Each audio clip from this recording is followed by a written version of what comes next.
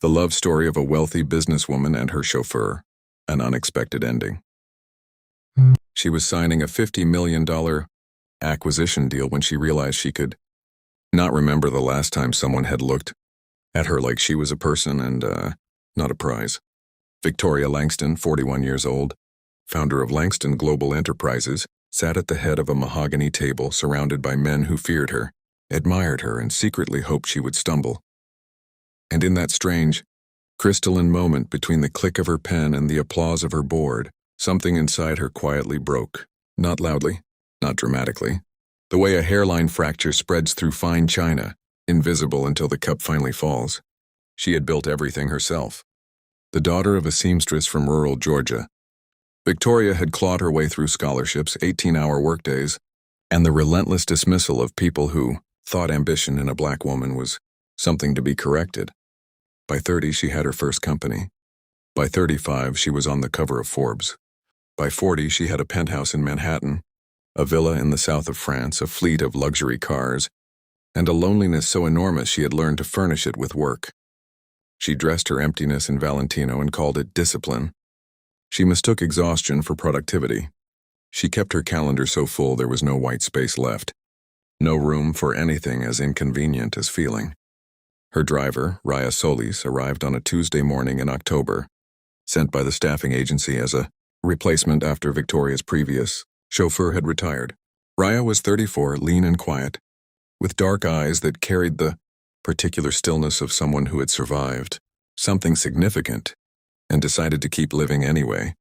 She held the car door open without speaking, without performing, without the eager deference Victoria had grown used to and quietly despised. She simply opened the door, waited, and when Victoria was inside, closed it with the exact right amount of care, not too forceful, not too soft. Like she understood that precision was its own form of respect. Victoria noticed it. She did not say anything, but she noticed. For the first 3 weeks, their interaction was almost entirely transactional. Victoria gave addresses. Raya navigated them. But somewhere in those long rides across the city, in the silence of early morning, Manhattan before the world had fully woken, in the amber glow of evening traffic stretching out endlessly along Fifth Avenue, and something began to shift. Raya never pried. She never tried to make conversation to fill the silence. But she also wasn't invisible. The way most people in service roles learn to make themselves invisible around power.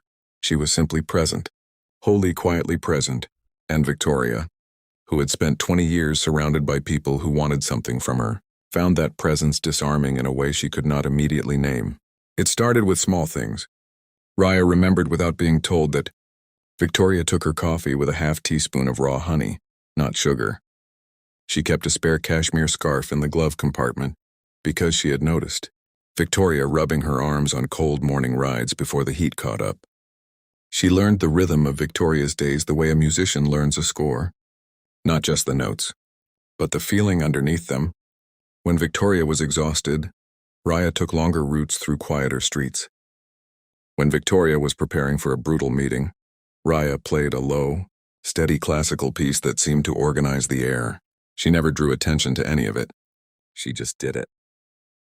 Victoria began to look forward to the car, rides in a way she could not explain to herself.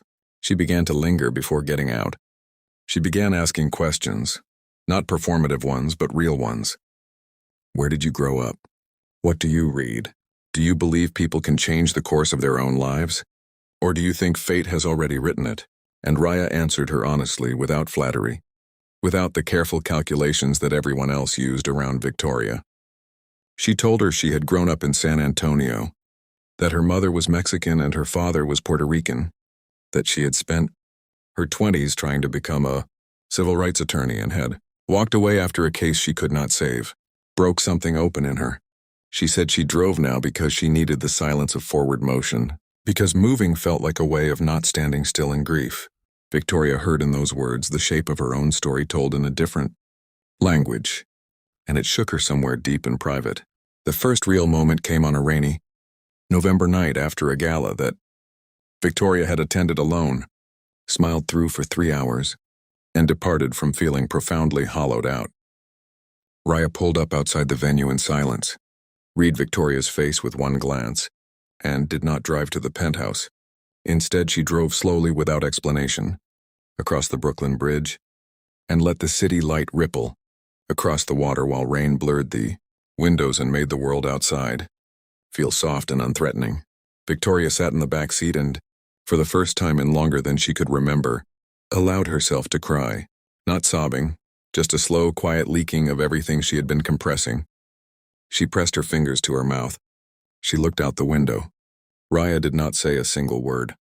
She just drove, steady and unhurried, as if she understood that some forms of care require only the courage to keep going. Victoria wiped her eyes before they reached the building. She gathered herself. But before she stepped out of the car, she stopped with her hand on the door and said, her voice stripped of its professional armor, unpolished and uncertain in a way no one in her boardroom would have recognized. She said that she could not remember the last time someone had taken care of her without wanting something in return. Raya looked at her in the rearview mirror with those dark, still eyes and said simply that everyone deserved that it was not a reward. It was just human. Victoria did not sleep that night.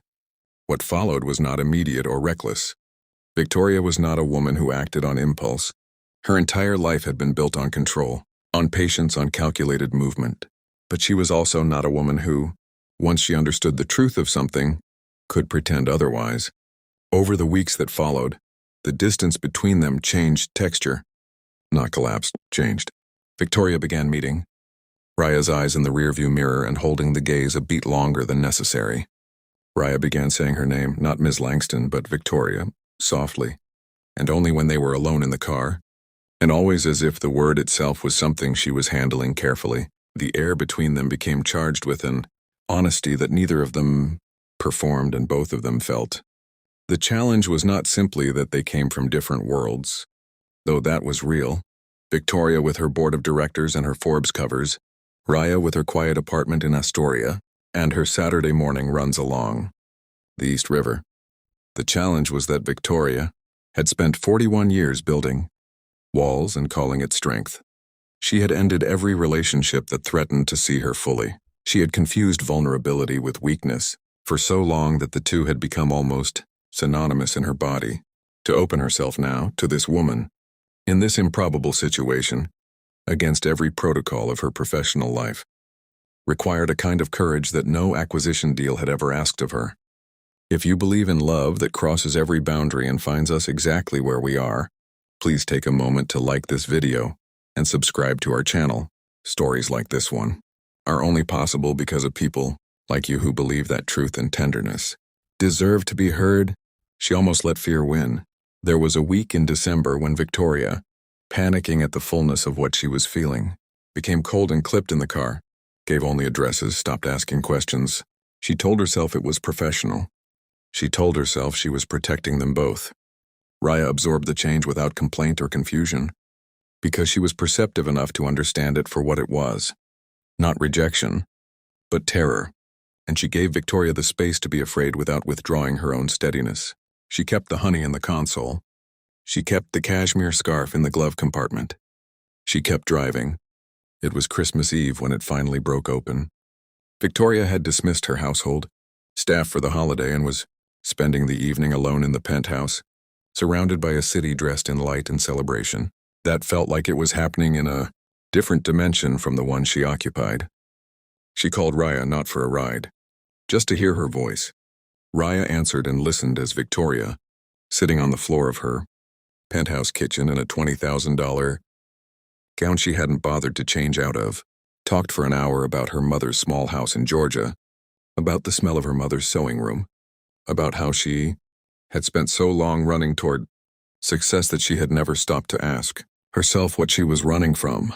Raya listened the way still water holds reflection, completely, without distortion. At the end of the call, Victoria said she thought she might be in love with her.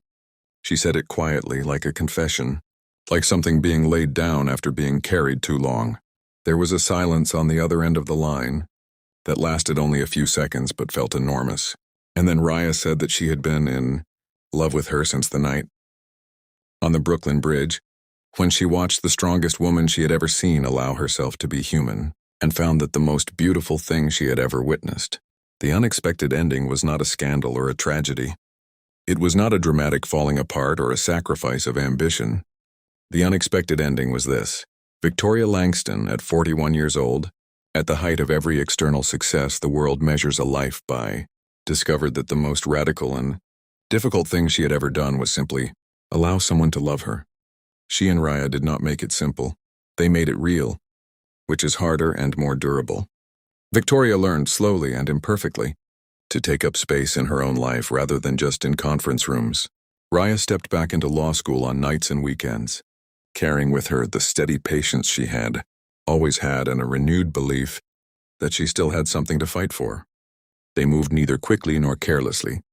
They built something honest and particular to exactly who they were, two women who had both survived the specific loneliness of being strong in a world that does not always know what to do with strength, who had found in each other the rare thing, someone who did not want to diminish them, but simply to be beside them. If this story moved something in you, if you found yourself in Victoria's loneliness or in Raya's quiet devotion, drop a comment below telling us which moment touched you most. Your words remind us why these stories matter. There is a version of love that arrives not in the form you expected, not at the moment you planned, and not through the door you left open. It arrives through the one you had forgotten to close, the small, unguarded one, the one you overlooked because you were too busy protecting the larger entrances. Victoria found love in the backseat of a car in a rainy city, in the hands of a woman who saw her clearly and chose to stay. And the unexpected ending was simply this. She let herself be found,